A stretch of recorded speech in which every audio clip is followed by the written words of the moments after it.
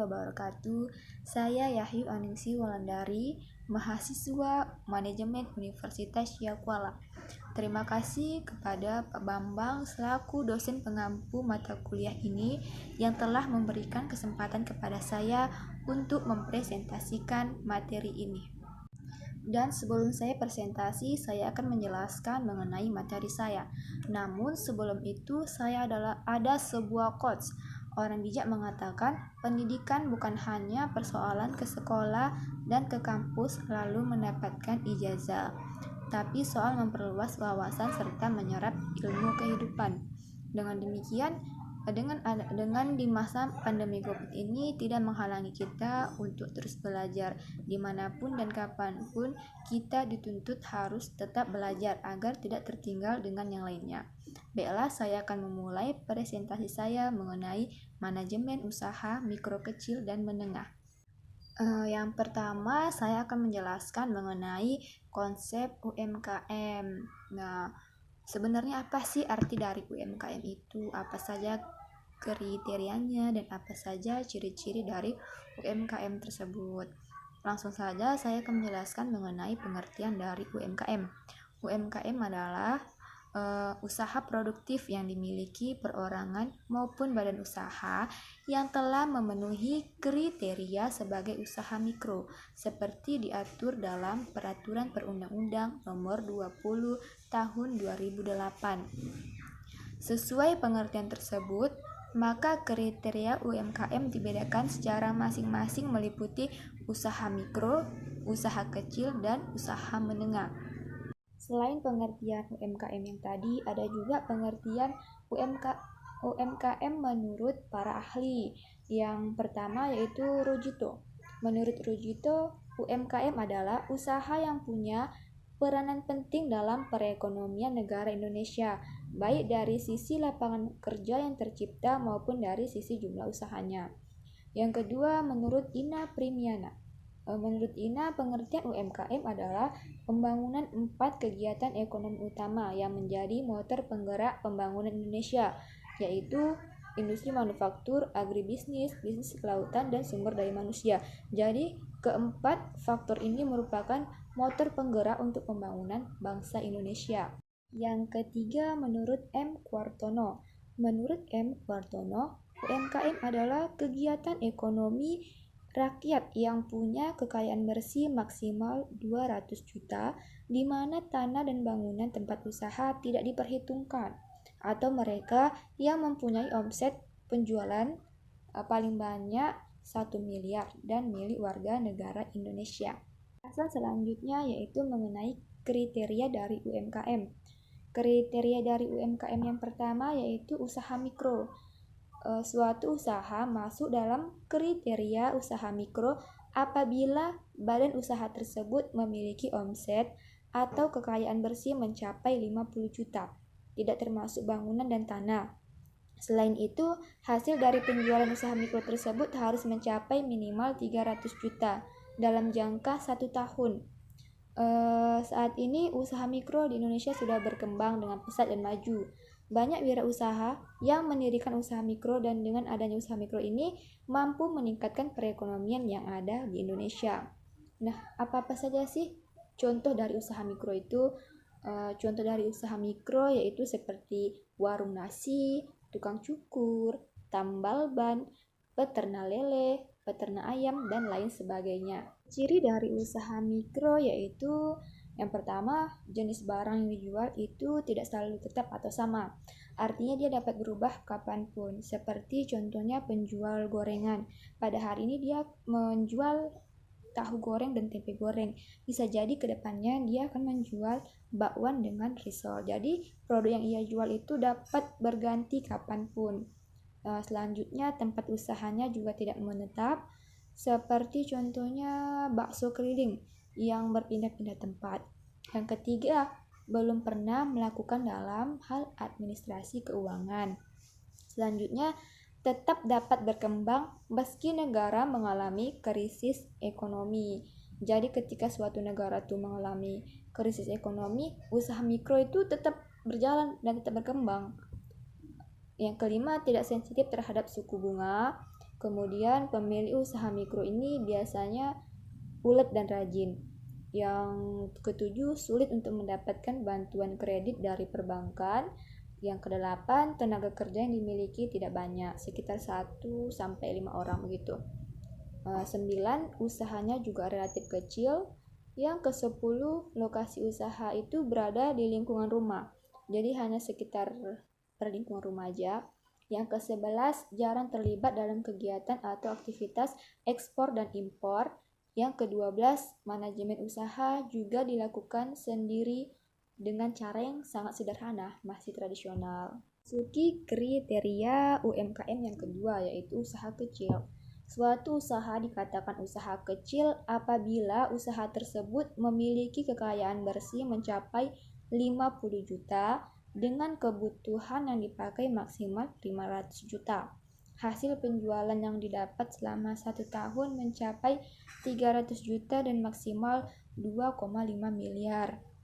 Usaha kecil saat ini sudah banyak di Indonesia.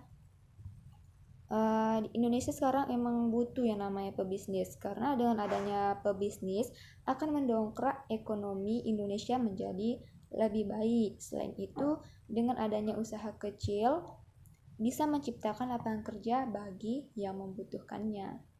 Selanjutnya yaitu ciri-ciri dari usaha kecil. Ciri-ciri dari usaha kecil yang pertama yaitu tidak mempunyai sistem pembukuan. Yang kedua, sulit dalam meningkatkan atau juga memperbesar skala usahanya. Mengapa demikian? Karena dalam usaha kecil ini masih menggunakan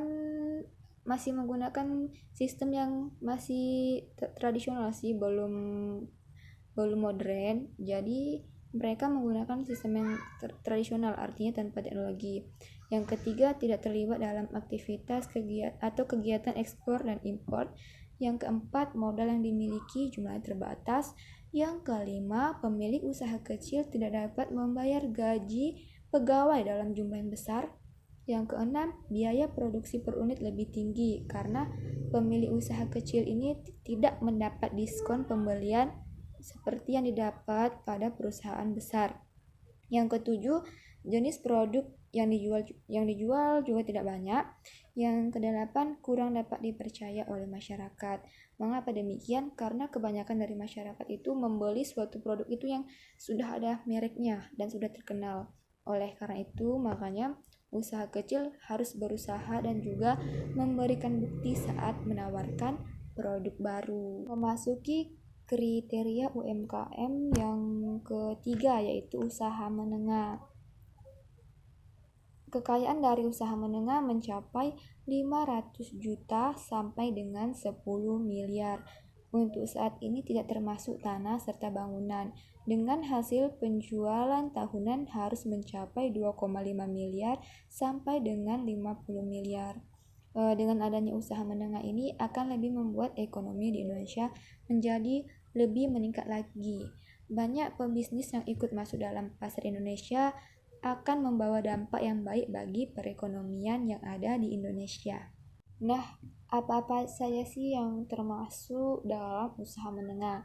Jenis dari usaha menengah itu adalah usaha perkebunan, peternakan, pertanian, usaha perdagangan skala besar, usaha ekspedisi muatan kapal laut, garmen, serta juga jasa transportasi seperti bus dengan jalur antar provinsi.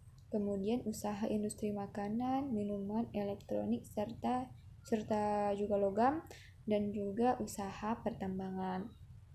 Selanjutnya, ciri-ciri dari usaha menengah. Yang pertama, memiliki manajemen usaha yang lebih baik dan lebih modern. Di sini adanya pembagian tugas yang jelas antara produksi, bagian pemasaran, bagian keuangan, dan sebagainya. Yang kedua, pernah melakukan administrasi keuangan dengan cara menerapkan sistem akuntansi secara teratur. Yang ketiga, memberikan jamsos atau jaminan sosial kepada para pekerja seperti jam sostek, jaminan kesehatan, dan sebagainya. Yang keempat, telah mengurus segala persyaratan legalitas seperti izin usaha, izin tetangga, NPWP, izin tempat, dan lain sebagainya. Kemudian saya akan menjelaskan poin yang kedua, yaitu mengenai kinerja UMKM di Indonesia dan kontribusinya terhadap kesempatan kerja. Sebelum kita membahas lebih dalam, kita akan mengetahui dulu apa sih sebenarnya kontribusi itu gitu kan. Jadi kontribusi itu merupakan keikutsertaan atau peran suatu individu dalam suatu organisasi atau kegiatan. Nah, pembahasan yang pertama kita bahas dalam poin 2 ini yaitu mengenai peran UMKM.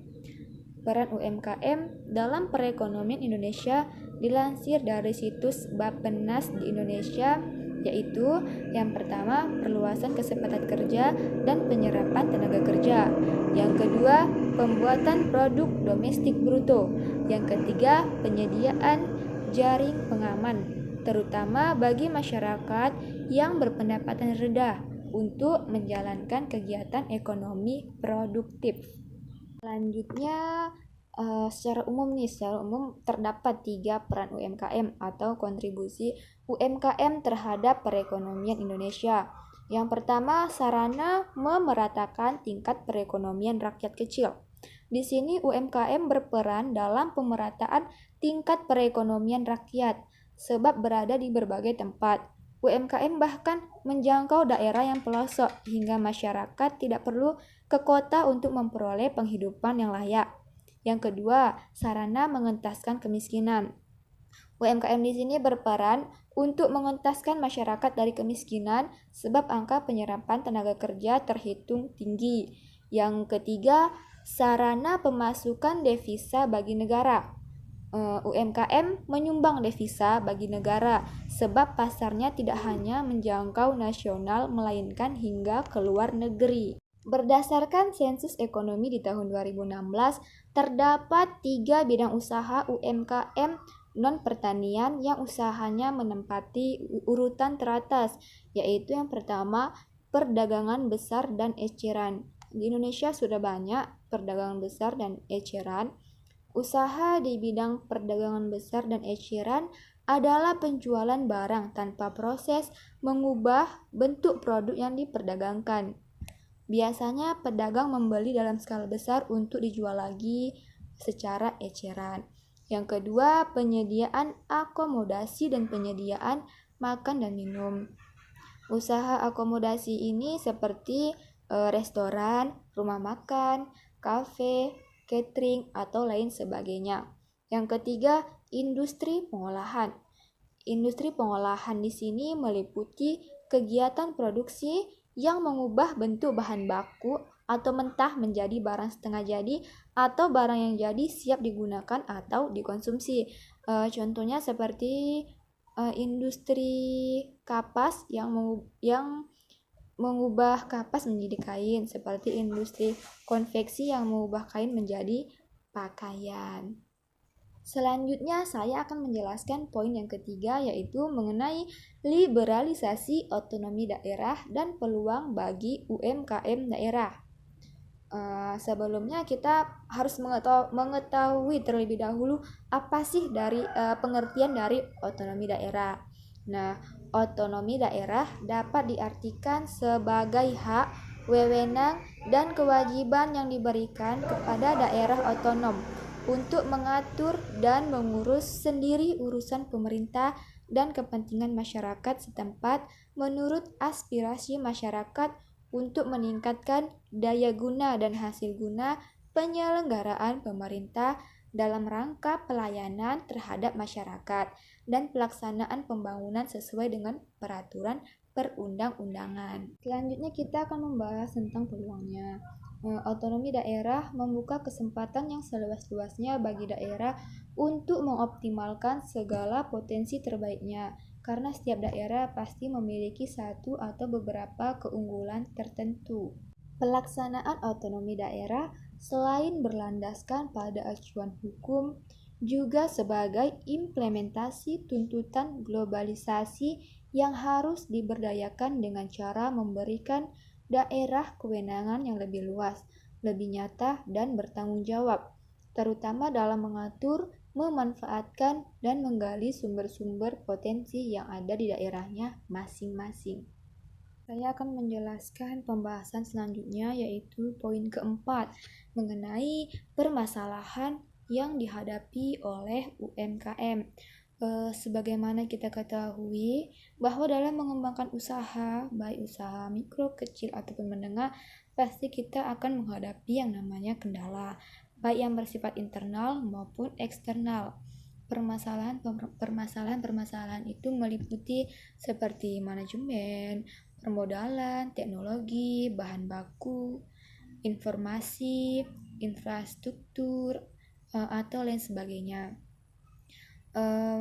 Menurut Andang, permasalahan UMKM itu terbagi menjadi beberapa bagian, yaitu yang pertama, permasalahan yang bersifat klasik dan mendasar pada UMKM atau disebut dengan basic problems.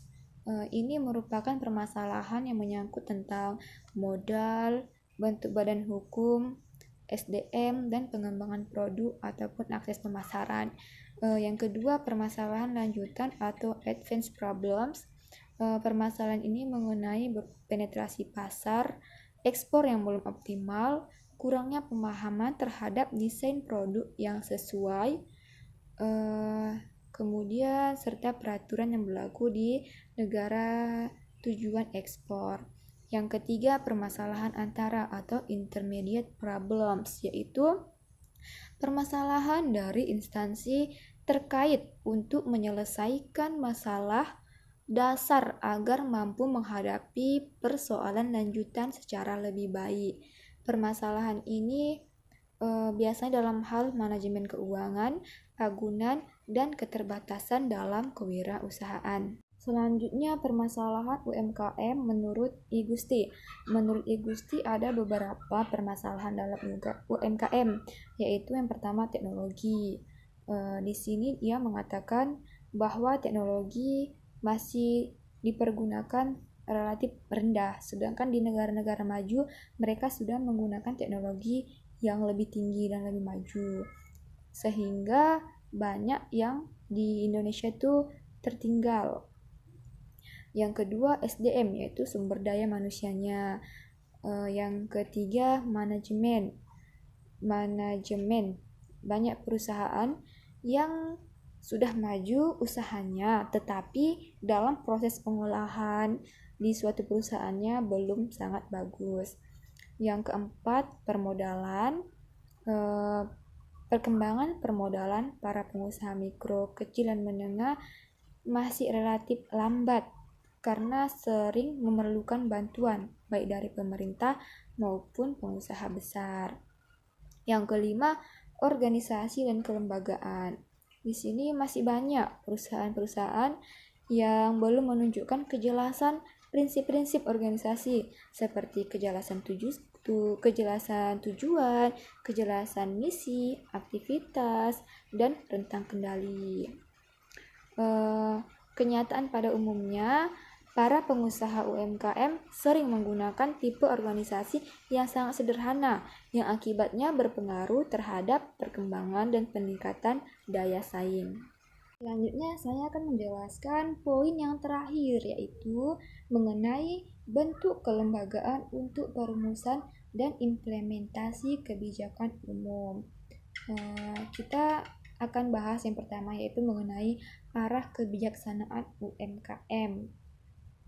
Tujuan utama dari kebijaksanaan UMKM adalah untuk menciptakan suatu lingkungan usaha yang kondusif untuk pembangunan dan peningkatan daya saing UKM dengan cara menghilangkan semua distori-distori pasar melalui deregulasi, dan pengurangan beban-beban birokrasi. Arah kebijaksanaan pembangunan UKM di Indonesia dinyatakan secara eksplisit di dalam garis-garis besar haluan negara tahun 1999 sampai dengan 2004. Pada masa lampau sekitar tahun 1970-an hingga pertengahan dekade 80-an, pemerintah lebih fokus perhatiannya kepada perkembangan usaha mikro dan kecil. Tidak ada perhatian secara khusus atau eksplisit kepada perkembangan usaha menengah. Pada waktu itu, kebijaksanaan usaha kecil dianggap sebagai satu bagian penting dari kebijaksanaan yang menyangkut penciptaan kesempatan kerja dan pendapatan, penanggulangan kemiskinan, dan pembangunan ekonomi pedesaan. Akan tetapi pada akhir-akhir ini, khususnya dalam menghadapi era perdagangan bebas yang mengharuskan adanya upaya-upaya peningkatan daya saing dan perekonomian nasional, dan dari sinilah pemerintah akhirnya membentuk arah kebijaksanaan dari UMKM. Selanjutnya kita akan ngebahas tentang struktur pemerintahan. Struktur pemerintahan itu ada dua, yaitu pada tingkat nasional dan kedua pada tingkat regional. Pada tingkat nasional itu di bawah Konstitusi 1945. Indonesia dipimpin oleh seorang presiden yang dipilih oleh MPR. Dalam hal eksklusif, struktur pemerintahan secara garis besar dibagi ke dalam 3 elemen utama, yaitu pembuatan kebijaksanaan dan koordinasi, manajemen dan pelaksanaan fungsi-fungsi oleh departemen perwakilan kunci yang bertanggung untuk setiap elemen, yaitu pembuat kebijaksanaan dan koordinasi, kemudian manajemen, yang selanjutnya yaitu departemen-departemen, dan yang keempat menteri-menteri negeri, yang kelima badan-badan pelaksana. Jadi kelima poin yang saya sebutkan tadi itu merupakan departemen-departemen yang bertanggung jawab di dalam pemerintahan. Yang kedua pada tingkat regional. Dalam hal legislatif, berdasarkan Undang-Undang Nomor 22 Tahun 1999, bupati ditentukan oleh DPRD kabupaten dan harus disetujui oleh presiden. Bupati bertanggung jawab kepada DPRD. Setiap macam kebijaksanaan daerah yang dikeluarkan oleh bupati harus disetujui oleh DPRD. Oleh karena itu, peranan DPRD adalah untuk mengawasi pelaksanaan dari undang-undang atau peraturan-peraturan daerah yang disetujuinya. Demikianlah presentasi dari saya, lebih dan kurangnya saya mohon maaf. Saya ucapkan terima kasih kepada semua yang telah melihat presentasi saya ini, dan saya sudahi. Wassalamualaikum warahmatullahi wabarakatuh.